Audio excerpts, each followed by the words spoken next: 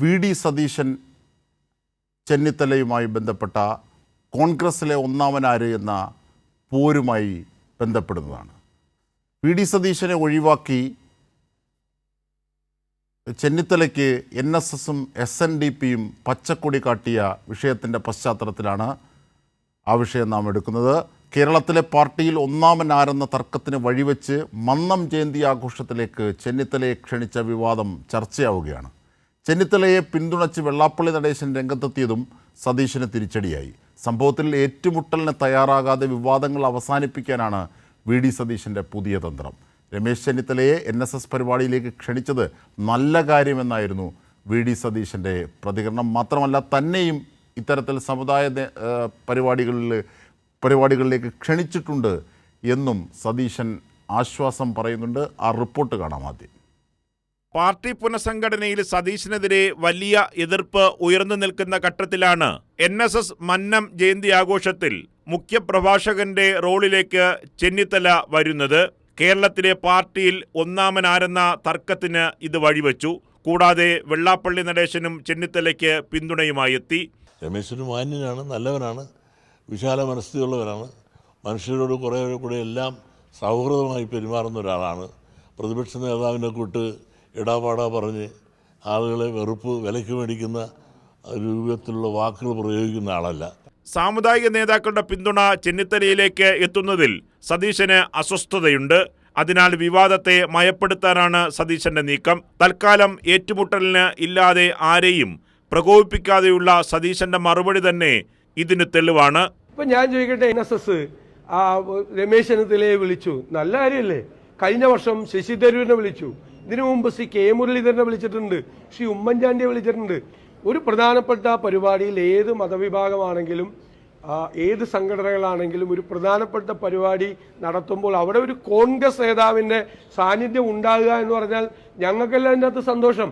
Kairali news, Thiruvananthapuram. ഇതിൻ്റെ കൂടുതൽ വിശകലനങ്ങളുമായി നൃപൻ ചക്രവർത്തി ഞങ്ങളുടെ പ്രതിനിധി കൂടി ചേരുകയാണ്. നൃപൻ, അതായത് ഈ വെള്ളാപ്പള്ളി നടേശൻ്റെ വാക്കുകൾ സാക്ഷാത്കരിക്കുന്നത് പോലെ ഒരു പ്രതികരണമാണ് ഇന്ന് വി.ഡി. സതീശൻ്റെ ഭാഗത്തുനിന്നുണ്ടായത്. കാരണം ഈ വാക്ക് കൊടുത്ത് അടിവാങ്ങുന്ന പരിപാടിയാണ് സതീശൻ്റെ കയ്യിലെന്നൊക്കെ കഴിഞ്ഞ ദിവസം തുറന്നു പറഞ്ഞിരുന്നു വെള്ളാപ്പള്ളി നടേശൻ, നൃപൻ്റെ റിപ്പോർട്ടിൽ സൂചിപ്പിക്കുന്ന പോലെ. പക്ഷേ അതിനൊക്കെ മറുപടി പറയുമ്പോൾ വളരെ ശ്രദ്ധിച്ച്, എന്നാൽ ശരീരഭാഷയിലുടനീളം അസ്വസ്ഥനായാണ് വി.ഡി. സതീശനെ ഇന്ന് കണ്ടത്. നൃപൻ.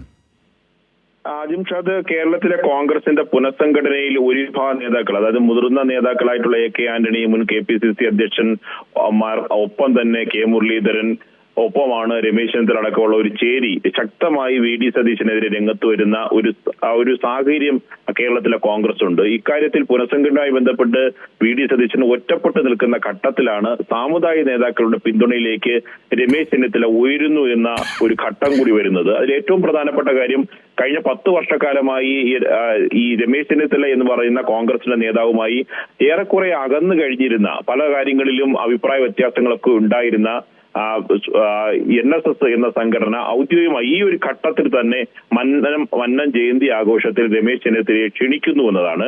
രമേശ് ചെന്നിത്തല ഈ ഘട്ടത്തിൽ ക്ഷണിക്കുന്നതിന് മറ്റൊരു രാഷ്ട്രീയമുണ്ട് കൂടെയുണ്ട്. കാരണം കേരളത്തിലെ കോൺഗ്രസിൽ ഒന്നാമൻ ആരാണ് എന്ന തർക്കം കേരളത്തിലെ കോൺഗ്രസിനകത്ത് ആഭ്യന്തരമായിട്ടുള്ള സംഘടനാ പുനഃസംഘടനയിൽ നിലനിൽക്കുന്ന ഒരു ഘട്ടത്തിലാണ് NSS ഈ നീക്കം നടത്തുന്നത്. പരമാവധി രമേശ് ചെന്നിത്തലയെ അനുകൂലിക്കുന്നവർ പരമാവധി അതിന് പ്രചരണം കൊടുത്തിട്ടുണ്ട്. ചില മാധ്യമങ്ങൾ അത് വലിയ തരത്തിൽ വാർത്തയായി കൊണ്ടുവരികയും ചെയ്തു. ഇക്കാര്യത്തിൽ പൂർണ്ണമായി വി.ഡി. സതീശൻ അസ്വസ്ഥനാണ്. അത് ഒന്നാമത്തെ കാര്യം.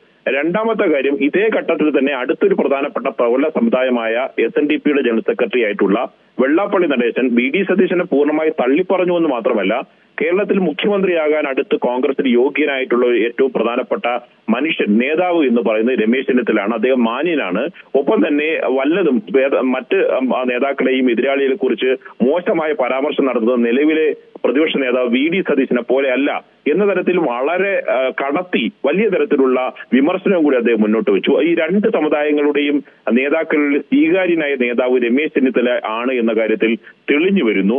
ഒപ്പം തന്നെയാണ് കേരളത്തിലെ കോൺഗ്രസിനുള്ളിൽ ഏകാധിപത്യ സമീപനങ്ങളോടെ വി.ഡി. സതീശൻ സംഘടന പിടിച്ചടക്കാനുള്ള ശ്രമം നടത്തിയത്. ആ ഘട്ടത്തിൽ K. സുധാകരനെ മാറ്റുമെന്ന പ്രതീതി ഉണ്ടായിരുന്നു. K. സുധാകരന് വേണ്ടി നേതാക്കളെല്ലാം ഒരുമിക്കുന്നു. അതായത് മുതിർന്ന നേതാക്കൾ രമേശ് ചെന്നിത്തല മുതൽ ഏറ്റവും ജൂനിയർ ആയിട്ടുള്ള നേതാവ് ചാണ്ടി ഉമ്മൻ വരെ VD സതീശനെതിരെ പരസ്യമായി രംഗത്ത് വരുന്നു. ഈ ഘട്ടത്തിൽ സംഘടനയ്ക്കുള്ളിൽ ഒറ്റപ്പെട്ടു നിൽക്കുന്ന ഘട്ടത്തിൽ തന്നെയാണ് സാമുദായിക നേതാക്കളിൽ വലിയ സ്വീകാര്യതയുള്ള നേതാവായി രമേശ് ചെന്നിത്തല മാറുന്നത്. ഇതിൽ പൂർണ്ണമായി VD സതീശൻ അസ്വസ്ഥനാണ്. അതെങ്കിലും പക്ഷെ VD സതീശൻ ഇന്നത്തെ വാർത്താ സമയത്ത് അജിം ഷാ ശ്രദ്ധിച്ചതാണ്, അദ്ദേഹം മാധ്യമങ്ങളെ കണ്ടപ്പോൾ സാധാരണ പതിവ് രീതിയിൽ പ്രകോപിതനാകുന്നില്ല. രണ്ട് തരത്തിൽ, ഒന്ന് രമേശ് ചെന്നിത്തല പൂർണ്ണമായി അദ്ദേഹം തഴുകിയാണ് മറുപടി പറഞ്ഞത്. മറ്റൊരു കാര്യം, സാമുദായിക നേതാക്കളെ രണ്ടുപേരെയും അദ്ദേഹം ഒരു ഘട്ടത്തിൽ വിമർശിക്കാനും തയ്യാറാകുന്നില്ല. രൂക്ഷമായ വിമർശനം നടത്തിയ വെള്ളാപ്പള്ളിയെ കുറിച്ച് പോലും അദ്ദേഹം പ്രകോപനപരമായി ഒന്നും നടത്തുന്നില്ല. ഇതിന്റെ ഏറ്റവും പ്രധാനപ്പെട്ട കാര്യം, ഈ വിവാദം കൂടുതൽ മുന്നോട്ട് കൊണ്ടുപോകാൻ VD സതീശൻ ആഗ്രഹിക്കുന്നില്ല. അങ്ങനെ വിവാദം മുന്നോട്ട് കൊണ്ടുപോയാൽ അതിന്റെ നേട്ടം ഉറപ്പായും രമേശ് ചെന്നിത്തലയ്ക്കും അദ്ദേഹത്തിനോടൊപ്പം നിൽക്കുന്ന നേതാക്കൾക്കായിരിക്കും.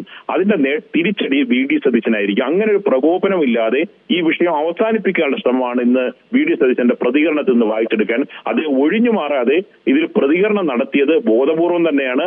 ആ ബോധപൂർവം നടത്തിയ പ്രതികരണത്തിൽ രമേശ് ചെന്നിത്തലയെ പോലൊരു നേതാവിനെ വിളിച്ചത് അത് കോൺഗ്രസിനുള്ള അംഗീകാരമാണ് എന്ന് രമേശ് ചെന്നിത്തല തഴുകുന്നതിനൊപ്പം ഈ എതിർത്ത സമുദായ നേതാക്കളെ ഒരു തരത്തിലും പ്രകോപിപ്പിക്കാതിരിക്കാനുള്ള സൂക്ഷ്മത അദ്ദേഹത്തിന്റെ പ്രതികരണത്തിൽ അദ്ദേഹം പാലിച്ചിട്ടുണ്ട്. അജിം ഷാദ്.